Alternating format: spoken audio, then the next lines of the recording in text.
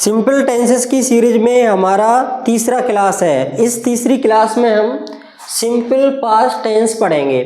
Simple past tense को हम ऐसे तरीके से समझेंगे कि तुम्हें आने लगेगा, और जब तक तुम्हें सिंपल टेंस ही नहीं आ रहे तब तक तुम टेंस सीख नहीं सकते, तुम्हें आएंगे ही नहीं, क्योंकि तुम्हें सिंपल नहीं आ रहे, सिंपल ट्रांसलेट ही बनाना नहीं आता, उनका ट्रांसलेट करना नहीं आता हिंदी का, तो तुम मुख्य जो टेंस होते हैं हमारे उनको कैसे सीख जाओगे।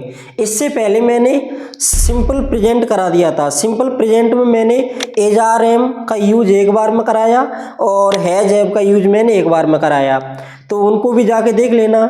और सबसे अच्छा तरीका पढ़ने का ये है कि तुम उनको प्लेलिस्ट को देखो, इसी चैनल में जाओ और वहाँ पे तुम्हें प्लेलिस्ट मिल जाएगी। तो सबसे पहले सिंपल टेंस पढ़ो, सिंपल में तुम एज आर एम पढ़ो, फिर उसके बाद हैज हैव पढ़ो, तब इस तीसरी क्लास पे आना तुम वॉस और वर्ब पे, तब तुम्हें सही से समझ में आएगा। उसके बाद तुम मुख्य टेंस पढ़ना, यानी कि सिंपल टेंस कराने के बाद मुख्य टेंस करा दिए हैं पहले इससे, तो डिमांड थी इसलिए ये सिंपल कराने पड़ रहे हैं, क्योंकि कई एक बच्चों को आ नहीं रहे थे।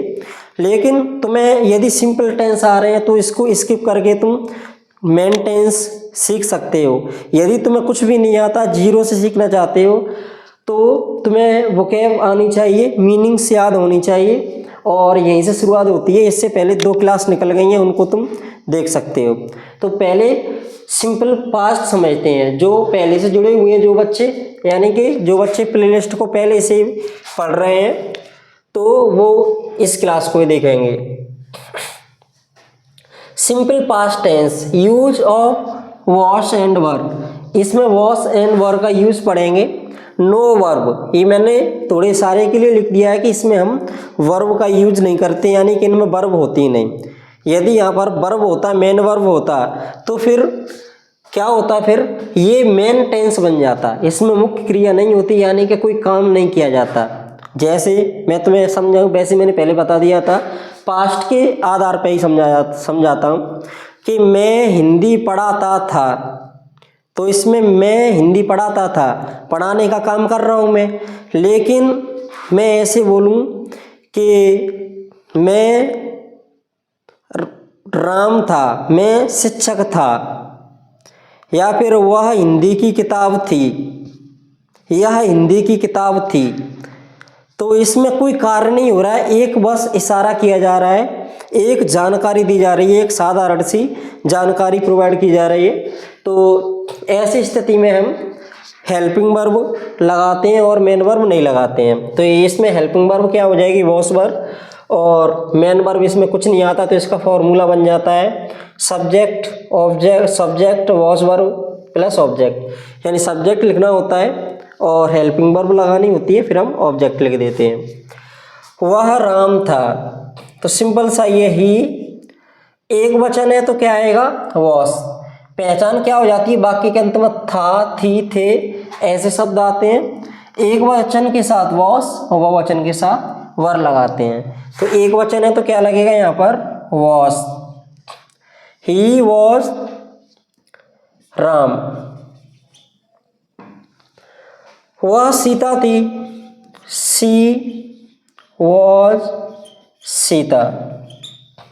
मैं चालाक था, आई वर क्लेवर। वे गरीब थे, दे, अब वे गरीब थे, एक से अधिक की बात हो रही है तो बहुवचन में आएगा, तो बहुवचन के साथ किसका यूज कर रहे हैं हम, वर। दे वर पुअर। तुम मूर्ख थे, तो तुम के लिए यू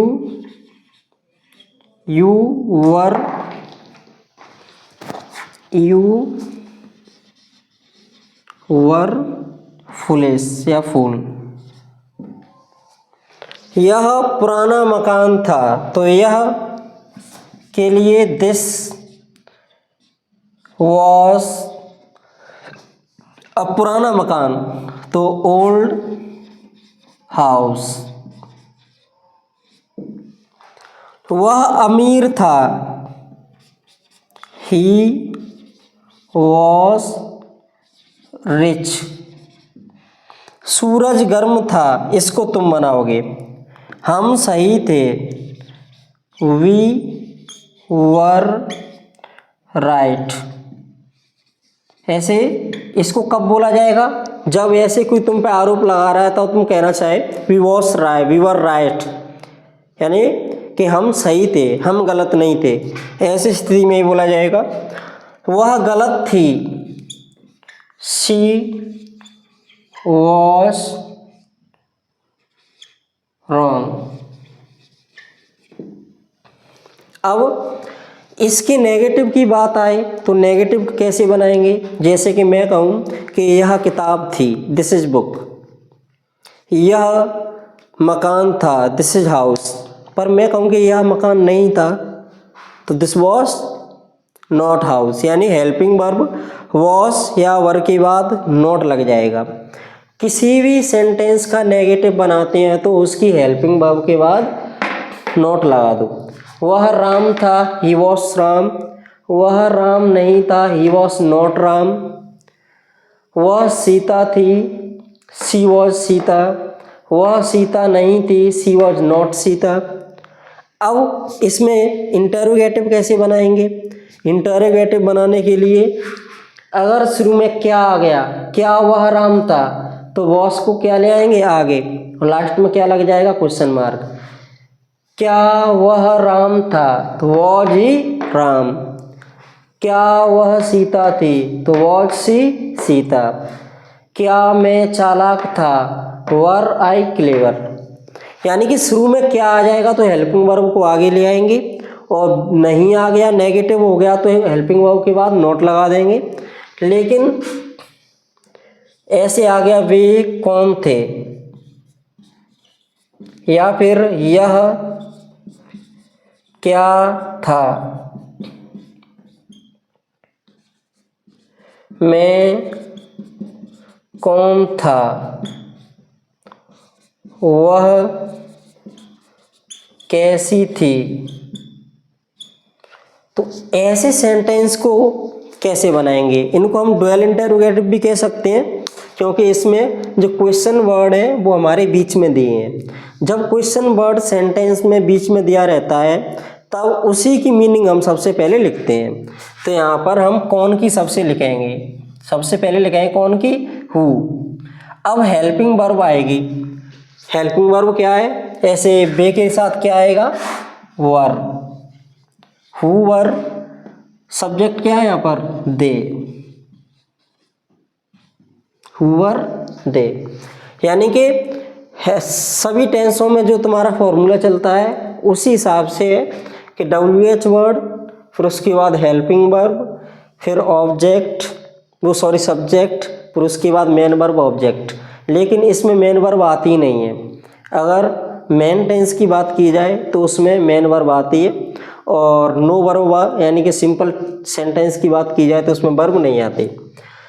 क्या सबसे पहले व्हाट, यह एक वचन में आता है तो क्या लगेगा, what was this, question mark. मैं कौन हूँ, कौन की क्या होती है, हु।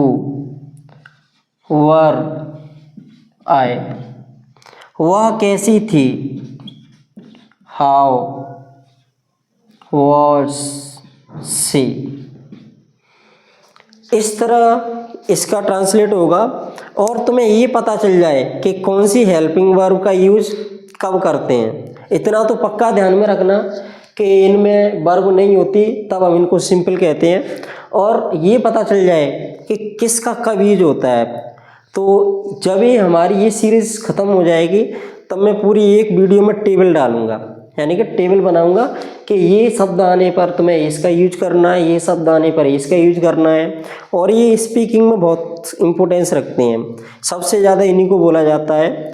और स्पीकिंग का मतलब यानी इंग्लिश बोलना। इंग्लिश बोलना ऐसे किसी ग्रामर पर डिपेंड नहीं करता, उसके लिए चाहिए प्रैक्टिस, माहौल। जब तक तुम्हारे आसपास के लोग इंग्लिश नहीं बोलेंगे तब तक तुम सीख नहीं सकते, आएगा ही नहीं तुम्हें, कितनी भी कोशिश कर लेना। उसके लिए माहौल, प्रैक्टिस की ज़रूरत पड़ती है। कैसी भी अच्छी ग्रामर आए तुम्हें ट्रांसलेट कर सकते हो तुम, पर बोल नहीं सकते। बोलने के लिए प्रैक्टिस ज़रूरी है बहुत। तो पहले तुम ग्रामर सीखो, तुम्हारे एग्जाम में भी काम आएगी, और छोटे छोटे शब्द बोलने में ज़्यादा उपयोग होते हैं तो बोलने में भी काम आएगी। आगे पढ़ेंगे हम सिंपल पास्ट टेंस में ही पढ़ेंगे यूज ऑफ हैड। क्या पढ़ेंगे? Use of had. लो अभी लिख देता हूँ, यूज ऑफ हैड पढ़ेंगे।